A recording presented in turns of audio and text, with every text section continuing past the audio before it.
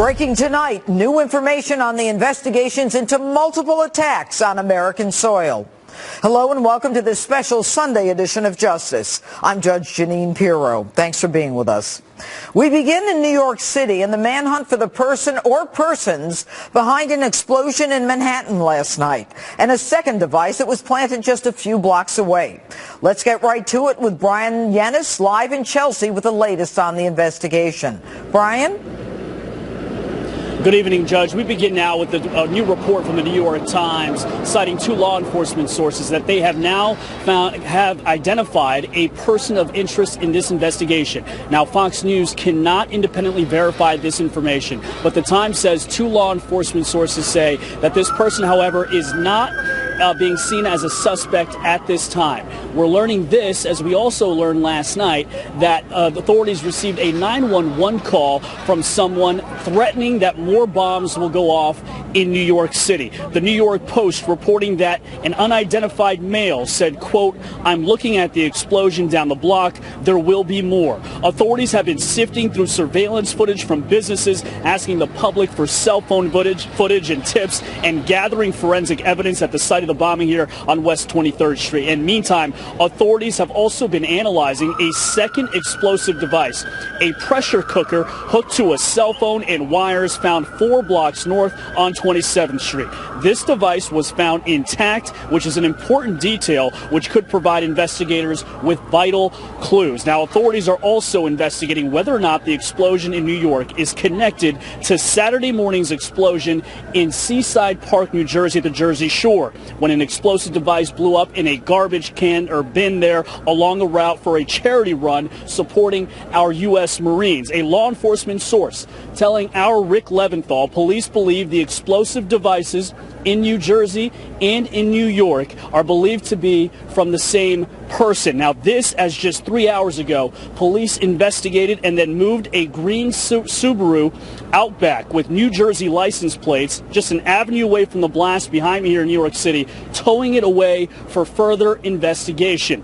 Earlier, the FBI and NYPD were also investigating a black Toyota Camry on 39th and Madison, with the left side of it with tons of shrapnel wounds as well as windows broken, which appear to us presumably that this vehicle was broken or had received wounds, shrapnel wounds and broken windows from the blast itself. Again, we have not received confirmation from that, but the FBI and the NYPD were all over this black Toyota Camry on 39th and Madison. Obviously, an active investigation and a crime scene here as they are trying to piece together all of these pieces. You have 3 different sites, 2 here in Manhattan and obviously the one in Seaside Park. And that's the latest that we have here. All right. Brian, will you say that law enforcement sources are confirming that they've identified a person of interest? Is that person of interest, do we know someone based upon the car that either the Toyota that or the Subaru, or is it based on video? Do we know what it's based on?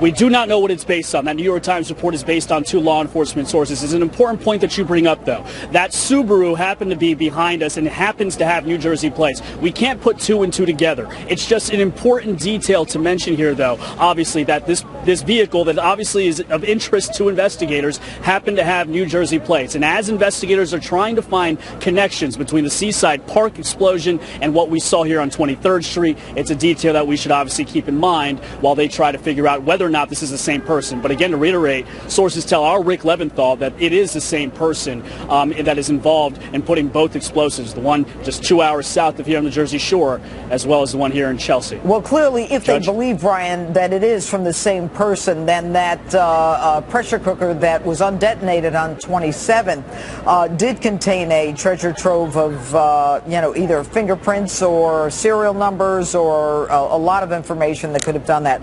Interesting. 24 hours out, we've learned a lot. Anyway, Brian Yenis, thanks so much. You're welcome. Thank All you. right. And joining me now is the author of Defeating Jihad and professor of strategy and irregular warfare, the Institute of World Politics, Dr. Sebastian Gorka. All right, Dr. Gorka, you heard it just as I heard it. Now they've identified a person of interest. They have made a connection between the New York and the New Jersey items that were used, whether it's the pipe bomb in New Jersey and the pressure cooker in New York, or whether it be the IED in the dumpster. What does this tell you? Well, it's very interesting fact. If you go back in time a few years, people associate the pressure cooker IED with Inspire magazine, Al-Qaeda's magazine, in which the instructions were given on how to build that device. And that's the device that was used by the Tsarnaev brothers in Boston. But people should also be aware that whilst they used 2 pressure cooker bomb devices in that attack in Boston, when they were being chased by the police, if you recall, they actually had multiple pipe bombs with them that they used to try and kill the police officers that were chasing them. So it may be a similar modus operandi, the combination of the pressure cooker bombs and the pipe bombs. So this could be somebody who's following exactly the same playbook. And Doctor, recently, according to information in some of these ISIS publications, one Dabiq, and they're now talking about calling people or young people to commit crimes, high concentration areas of unarmed civilians. Now, when you look at New Jersey, that was supposed to be a 5K run. Clearly, people wouldn't be armed for a 5K run. And in a residential area in New York, you know, what does this tell you? And I'm curious, now that I'm thinking about it, if the forensic analyst might be able to identify the person putting it together, might he be able to identify the product itself based upon these magazines or publications saying what kind of equipment to use?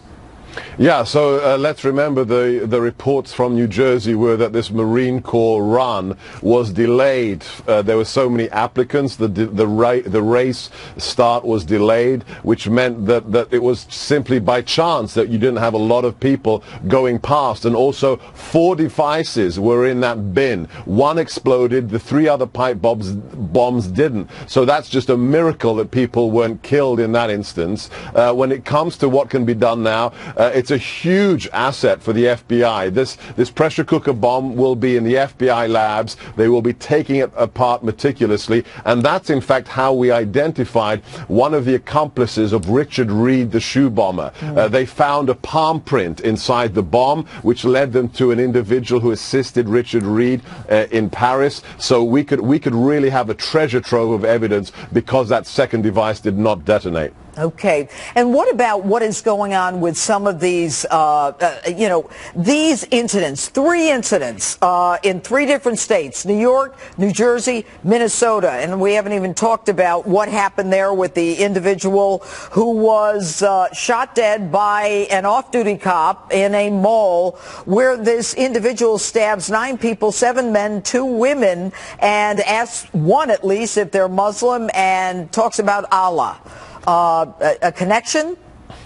It could be. I mean, just look at the macro trends. Since September, there have been scores and scores of similar knife attacks in Israel. They actually call it the knife intifada. If you look at the attack in Nice, the attacks in Paris, if you look at Brussels, we're seeing a new approach by potentially ISIS mobilized or inspired groups. They're saying, look, you don't need something fancy. You don't need a 9/11. You don't have to hijack a plane. Steal a truck. Buy a machete, get some black powder, make a pipe bomb. It's low cost investment with high dividends in terms of terror, in terms of the effect on a local population. There is now a New York, you know, an NYPD cop on every corner in New York now, in Manhattan. That's what they want us to see. They want to see that kind of reaction, that fear generated. It's different from Al-Qaeda. It's cheap, it's practical, it gets the effect they want. The war is already here, Judge. Well, and you know, the reaction is not really the issue. We've got to be ahead of them. We've got to be in a situation where we can anticipate. But how do you anticipate the lone wolf, assuming that it is? Well, I don't believe in the lone wolf phrase myself. I think that's designed to make you disconnect the dots. All of these people are connected because they're connected by the ideology of jihad. How do you defeat them? It is exactly as you said. It's proactive. It's the kinds of structures and programs that the NYPD developed after 9/11 that Mayor de Blasio has been trying desperately to shut down. You've got to locate these people before they go kinetic. You've got to surveil the local areas where they're being recruited. And if that means mosques, it means mosques as well. Indeed. I couldn't agree with you more. Sebastian Gorka, Dr. Sebastian Gorka, thanks so much for being with us. Thanks, Judge. All right, and as we've been reporting, investigations are now underway into the attacks in New Jersey, New York, and Minnesota.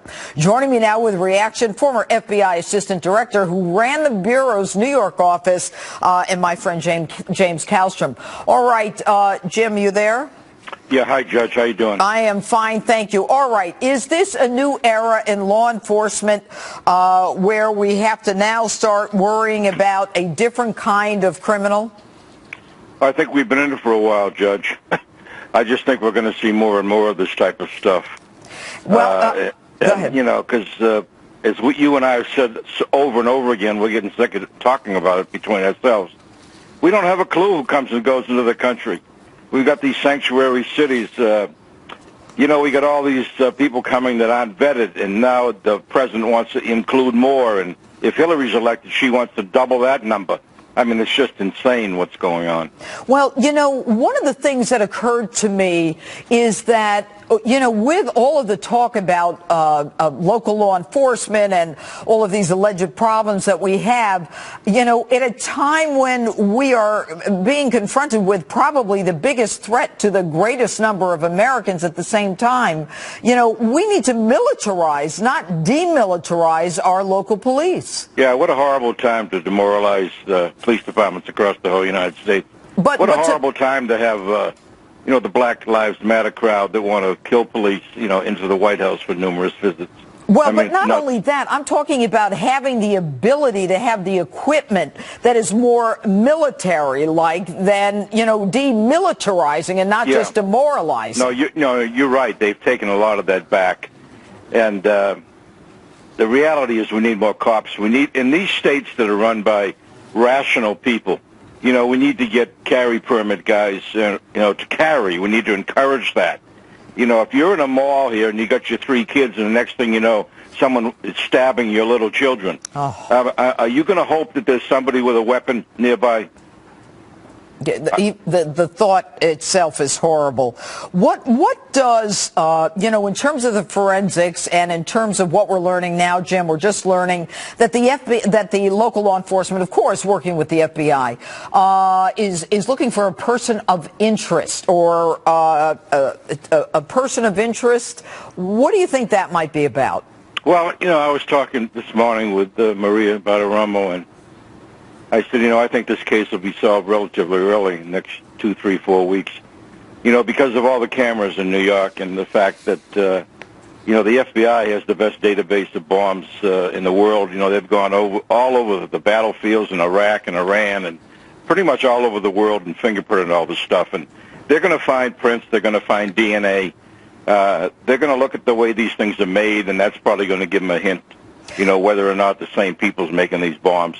And you know, we're going to see more and more of this, Jeanine, unfortunately. And that is a sad commentary. But, you know, as more of these magazines are very slick, glossy publications by ISIS, Dabiq, and the rest of them, they actually identify the types of products to use, the type of wiring to use, the call to use it among unarmed, big civilian populations. I mean, that in itself is almost a clue as to where the person might be getting his or her motivation from. Yeah, without question.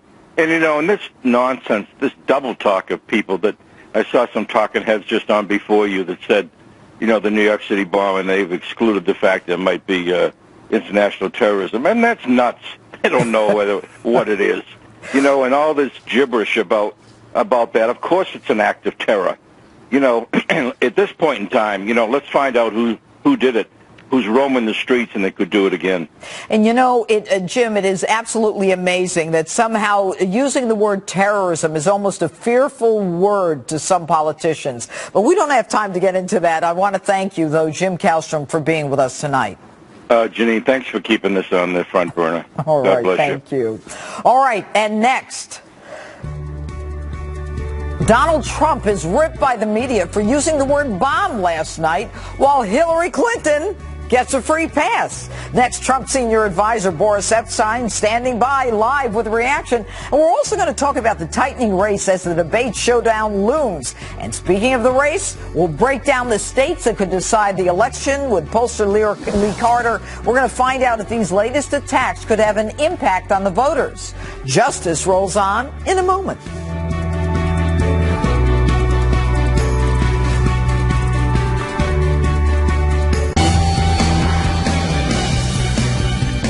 Attacks in New York, New Jersey, and Minnesota over the last 48 hours have Americans on edge tonight about safety and security on U.S. soil.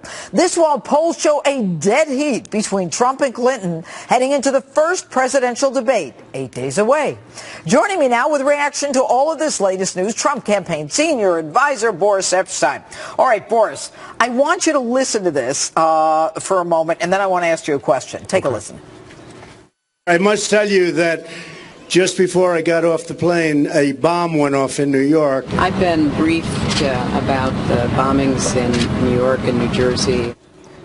Now, Donald Trump took all kinds of heat for using the word bombing. She used the word bomb, and no one says anything. And in fact, CNN doesn't even play it. They make like she never used the word bomb. What is going on? So much for journalistic integrity, right, Judge? I've given up on that. But listen, what's going on? What's going on is the leftist media is in an absolute tailspin because her campaign is in a tailspin. She is losing. You look at all the states. Donald Trump right now is up in 3 states that Barack Obama won in 08 and in 12. He's up in Nevada, New Mexico, and Michigan. Donald Trump is completely unexpected. We're up in Colorado. We're up in Ohio. Look at all the key states right now. We're speeding to a victory November 8th. She is absolutely falling like a rock, and that's what's happening. The left-wing media will do anything to protect her. And also, notice one something very important thing. He said, this is what happened. We should all be careful. We live in dangerous times. She said, I've been briefed. He responds, she takes briefings. That's the story. Well, and just her whole affect. I mean, it was like, and Donald's like out there in front of tens of thousands of people. But why? He clearly is closing the gap. But can they close? I mean, all of these surrogates that she's got out there. She's got Barack Obama, and she's got Michelle, and she's got Bill Clinton, and Al Gore. Well, he's an exciting guy. Oh, great. All right. And can anyone close the enthusiasm gap for this woman? Maybe the reason she looked so sleepy yesterday when giving those comments is because all her surrogates put her to sleep because they're so boring. Well, okay? So the answer is no, they can't. She is not someone who garners any enthusiasm, Judge. She is someone who is a boring, slow, and steady candidate. That's how she pitched herself. That's why, frankly, she barely beat a 74-year-old socialist in the Democrat primary. Bernie Sanders should have been a 5% candidate, but she is so boring. She failed to attract those independents, and they all were behind him, as well as the millennials, of course, because they know that she can't be trusted, as well as 70% of Americans. Well, how is Donald Trump doing with millennials? Doing great. How do you know? In the latest LA Times poll that just came out today, he's up nationally by 7%, and he's leading every single age group. Everyone, from 18 to over 65. He's leading all of them. Why? Because she can't be trusted, but also because of Donald Trump's message on the economy, national security. And let's be honest with each other. We know what happened in Minnesota. We don't know yet what was happening in this city and in New Jersey. Minnesota, you were referring to the stabbing and the guy. In Minnesota, that was ISIS, right? ISIS is taking credit. ISIS is taking credit. In New York and New Jersey, we still don't know the facts, so we shouldn't speculate. But what we do know is we need to be vigilant, and we need real leadership in this country. Hillary Clinton was the leader when ISIS really grew. It was on her watch. The Middle East went up in smoke when she was Secretary of State. Well, it's never been as bad as it is now. It was much better in 08 than it is now. Right, So she messed it up. Barack Obama messed it up. We cannot have 4 more years of that. That's an existential threat to this country. But what about the people who, say that, Donald Trump is, he's got a short fuse there. He doesn't have the temperament. And, maybe we need someone who isn't going to be so quick to pull the trigger. That's crap, is what it is. Why is it crap? Because look at his whole career. He's been so successful. You walk into the Trump Tower, walk into his buildings, go all over the world. Look at the great deals he's done. That's why he's doing so well on the economy. That's why on the economy, but also on national security, he's willing to walk away from the table. He wouldn't do the terrible deal with Iran, right? He's the kind of person who would walk away from that, make sure we are safe, and Iran does not have as much uranium as they need to build a nuke. Well, and Russia now is 20% of our uranium, but that's another subject. What about the debate? What is Donald Trump doing to prepare for those debates just over a week away? Well, part of the thing he's doing, he's out there with the people, right? He's answering questions. He's talking to people. Where What's Hillary that got Clinton to do with Hillary? is completely cocooned in a tiny little bubble. She's a scripted candidate. He will run circles around her in that debate. He's unbelievably prepared. It's going to be great. Well, my thought is that, she has called him every name in the book. Right. She really has. And she's called the people who support him deplorable and not American. Which one are you? Deplorable, desperate? Yeah, Which one am I? I'm in the basket. I take it. I have my own basket. Yeah, but the question is he in her head? Oh, absolutely. Just look at what their campaign is doing. Just the event on Friday, the fact that Donald Trump took away their last talking point, he took away the birther issue, that's gone. They've been trying to push that. Now it's clear that Sidney Blumenthal and Hillary Camp started that whole issue. The Clintons are throwing anything they can at Donald Trump and his campaign. It's failing, and you're seeing it in the polls. All right. Boris Epstein, just we're down to almost the final few weeks. Can't wait, about 50 days. In 50, is that what it is? All right, there. Boris Epstein, thanks so much for being with us. Thanks for having me, Judge. All right, and my political panel is next to break down all of that. Plus, what we now know about the investigation into multiple attacks on U.S. soil. Bomb blasts in New York and New Jersey, and a rampage at a mall in Minnesota. We'll update you next. Justice rolls on in a moment. Don't go away.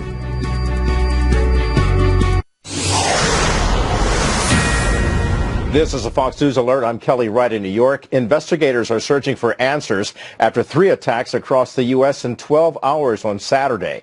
In New York City, police detonating a second device recovered this morning.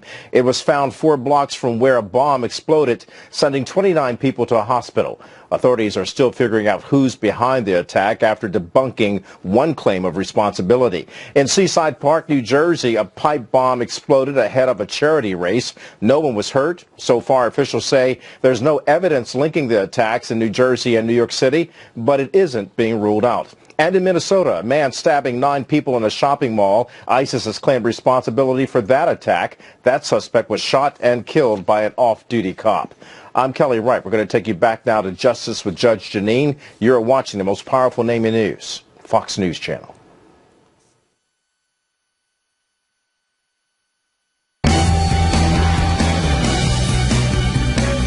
A lot of developing stories tonight, so let's get right to it with my political panel, Republican strategist and Fox News contributor Tony Sayegh and Democratic strategist Stephen Sigmund.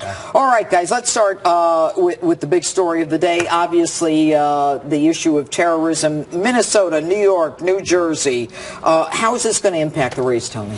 Well, you looked at the Fox News poll, and it shows that they're actually relatively close in the amount of credit people give to either for being able to handle the issue. But when you really dig deeper into these polls, the people who care about terrorism most actually trust Donald Trump most. So as this elevates as a concern, and now we're within 52 days of this campaign, Judge, this election, it does benefit him, especially when you see how measured his response was to this series of attacks. And furthermore, even when you think about the fact that Hillary Clinton this morning, or at least recently, had been basically calling this an act of terror, you can see she's very defensive because she understands people question her beliefs on that. I don't. The only thing I agree with that Tony just said is that they're close when the question is asked, who do you trust on terrorism more?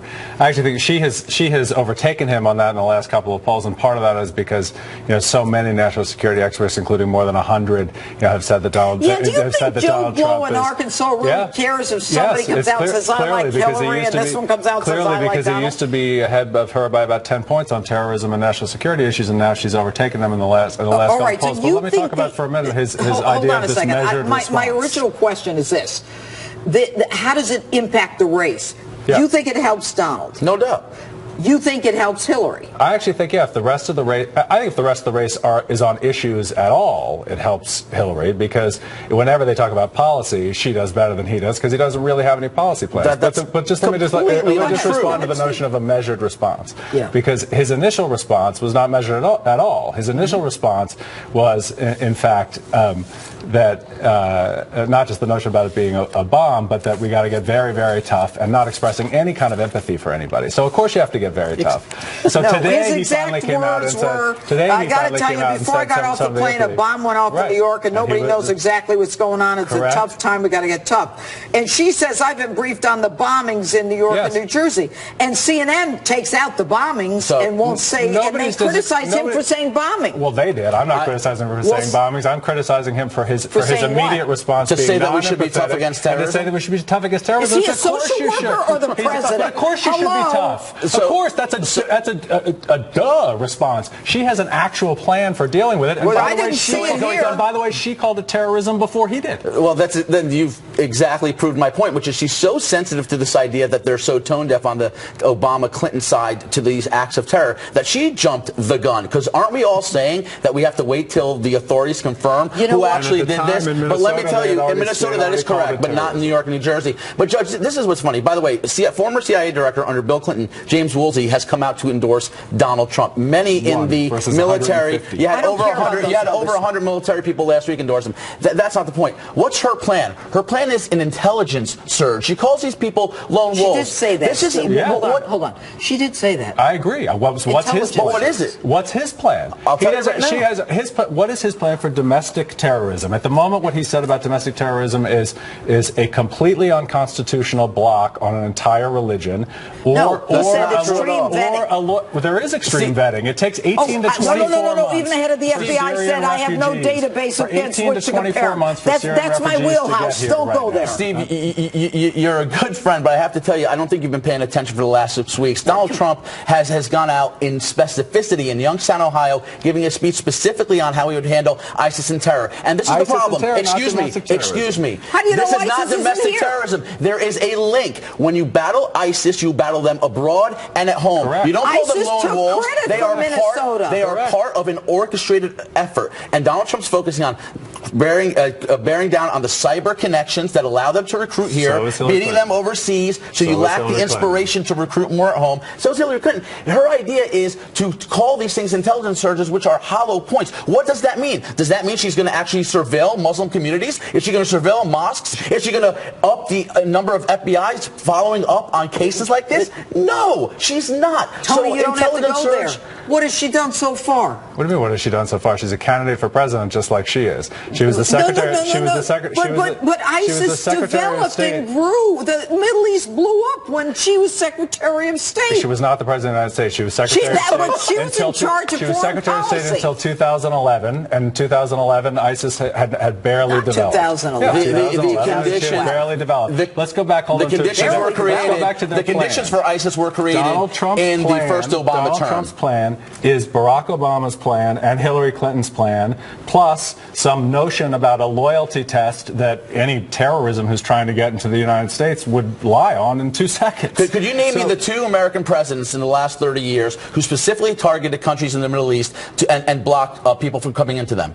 Jimmy Carter with Iranians in the 70s and Barack Obama for a period of time in 2011 with Iraqis. So my point is there is an absolute precedent to suggest that there's a part of the world where people are coming to hurt us and we need to surveil them more. Part of the world. Hold on. I got 30 seconds left. A part of that resigned to 1.6 billion You know people. what? I'm asking the questions. Yes. She's called them every name in the book. What's she got left? What do you mean what she got left? She's called them a misogynist and a racist and a xenophobe. What else has she got in her bag of tricks? And he's called everybody who's against him, and he's insulted them. He's called them losers and haters. Oh, boy, I'd rather be called a loser than a misogynist. How about a deplorable? What she got left? She's got policy left. If they actually have a 50-day debate about these policies, foreign policy, domestic policy, if you saw her in that airplane last night, man, can I tell you something? She's not ready for that 3 a.m. call. The woman's exhausted. She called 50% of Americans deplorable. No, and that in and of itself shows you what she thinks of this country. And if you look at the polls, that's 50% of Americans. All Americans haters and losers. Thanks for being with us. And next, GoPac Chairman David Avella is standing by. He wants to talk about the ever-tightening race and Donald Trump's chances of victory. Don't go away.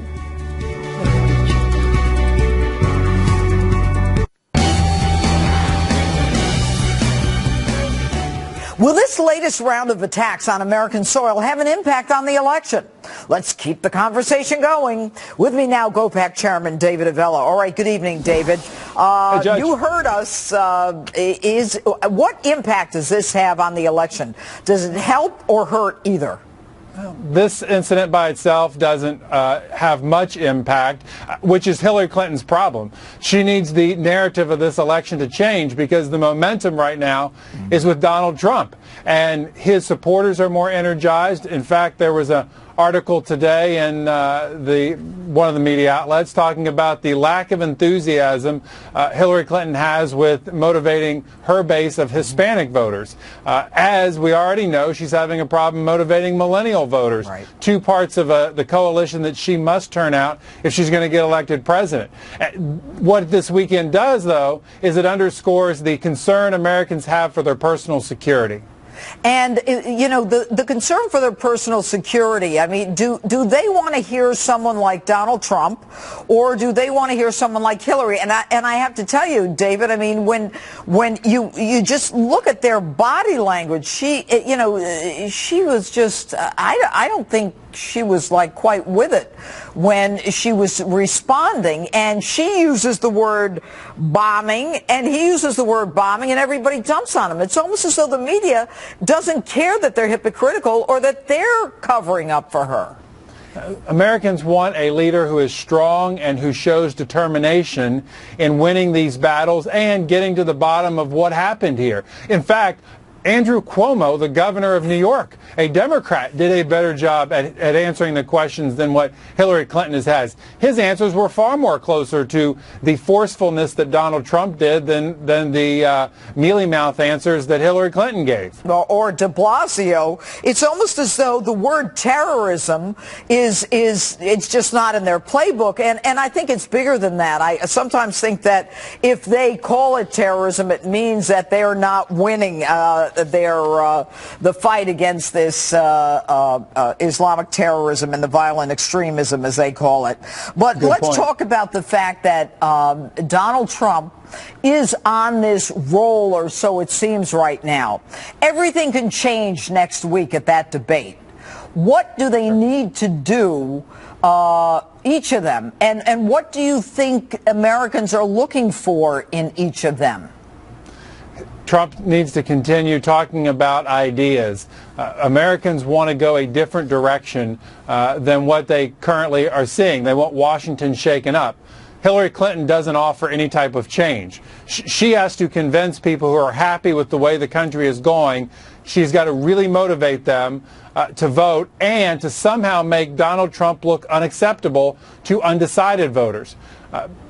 Trump needs to continue, as he has done this week, showing momentum in the polls. Why? Because late deciders want to be with the winner. And this has been one of the best weeks for the Trump campaign because he has closed the gap in many states, and in some states he's now actually up. And for late deciders, they want to be with a winner. And the momentum he has right now is going to do a lot for him to get undecided voters and keep his supporters motivated to go vote. And you know what's interesting, David, is that, as these maps start coming out and with the Electoral College, one of the most important states is Florida. And it appears that, according to certain polls, they view each of them in Florida, views Trump and Hillary as equally unfavorable. But she just can't seem to close the gap with even the Hispanics in Florida. Yeah, and it all still boils down to the economy and the insecurity people feel about their jobs and their financial situation. And another big number that came out for Trump this week, 51% of Americans think he would do a better job than Hillary Clinton would at creating jobs and improving the economy. And why is that important, Judge? Because if you look at the crosstabs on how Trump got the nomination, how did he do well amongst evangelicals? How did he do with first-time Republicans? How did he do with long-time Republicans? He won the category because people said they liked his position on creating jobs and getting the economy moving. Yeah, he's always been strong on that. All right, David Avella, thanks so much for being with us this evening. Thanks, Judge. All right, and breaking down the election state by state with Lee Carter next.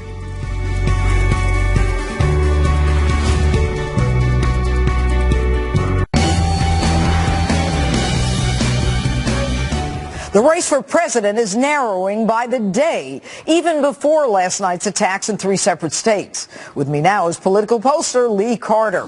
All right, Lee, thanks for being with us tonight. I'm first going to put up a map of the United States. And, you know, there are some things that people think are givens, and that is in the Electoral College, according to Real Clear Politics, and this is a few days old, Clinton is assumed to have about 200, and Trump has 164 with a toss-up of 174.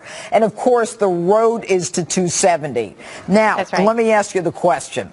The red, of course, and I won't even get into the colors, but right now things are changing. And it appears that Donald Trump has the momentum, that he is moving in Florida, Ohio, and Pennsylvania. Those are key states, are they not? Those are absolutely key states. In fact, we haven't had a president win without carrying Ohio in years and years. So Ohio is really, really, really key. Pennsylvania, Trump is lagging right now, but he looks like he's winning Florida. And things are really fluid right now. We're seeing a lot of shifts. The polls are coming in. The momentum is definitely going towards Donald Trump. You know what's interesting about Florida, Lee, is that she has vastly outspent him in Florida. She's got all of these campaign offices in Florida, and yet he is, in Florida right now, it's like, what, a point? Not even. It is a point. And you know what? It's fascinating to me because conventional wisdom would say you spend more money, you have the ground game, you're going to win. Donald Trump has broken all conventional wisdom. He doesn't have the ground game. He doesn't have all of the, traditional tools at his disposal. But what he does have is the momentum. He has captured the hearts of Americans who haven't been excited for a really long time. It's a whole new level of people that are coming out to the polls. We're seeing more people register than we've seen in a long time on the Republican side. And I think that we're going to see him outperform the polls. And that's partly because a lot of these polls, especially as we're getting closer and closer to date, is of likely voters. Likely voters are those voters who have voted recently.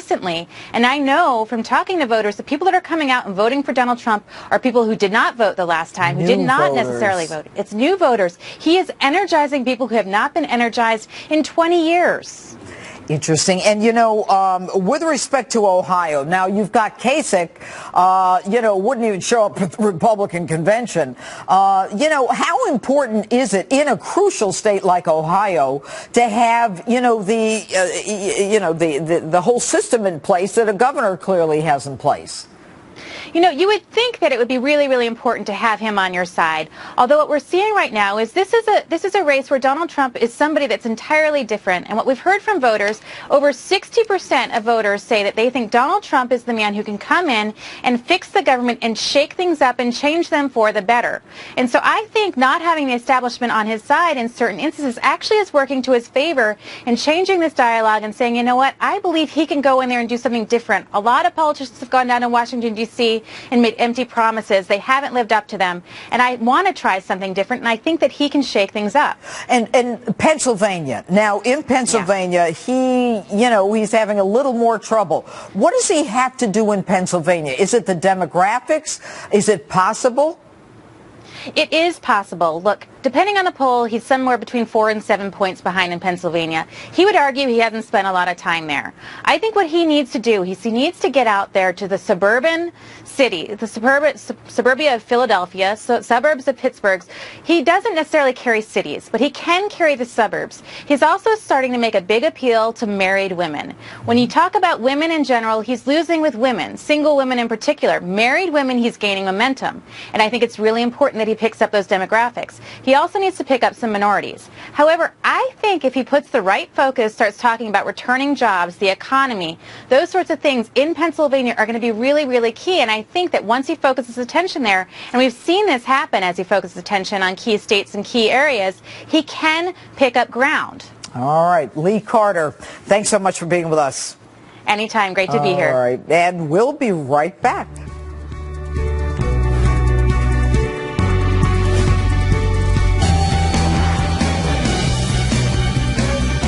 I sat down with House Oversight Committee Chairman Congressman Jason Chaffetz this week for a fascinating interview about his committee's investigation into Hillary Clinton and the stonewalling that he's facing from Clinton staffers who refuse to answer questions. Take a listen. Does it frustrate you, and worse, does it disappoint you? I take this job very seriously. This Oversight Government Reform Committee, Abraham Lincoln sat on this committee. This committee was founded in 1814, and we as a nation, we are self-critical. We do look under the hood. You know, if you're a banana republic, you just let the political elite go. But Lady Justice is supposed to have that blindfold. Trey Gowdy talks about this all the time. Yeah. She's not supposed to peek under there and see if it's a Clinton and come up with a different result. And so, yes, I take it very seriously. Of course we're going to continue to pursue this. But I don't care how long or short it's going to be. We're going to get Congressman, you pursue it, ain't nobody going to prosecute it. Well, there's going to be a change in the administration. And so I think you think that this can last beyond the election and that there is no yet statute of limitations on this stuff, irrespective of what Jim Comey says? That's right. We have a duty and an obligation to get to the truth, no matter how long or short that is. Due to breaking news, we couldn't bring you the entire two-part interview with Congressman Chaffetz as we had planned this weekend. But you can watch it in its entirety on my Facebook page. And remember to friend me on Facebook and follow me on Twitter and on Instagram at @Judge_Jeanine. Thanks so much for watching. See you next week.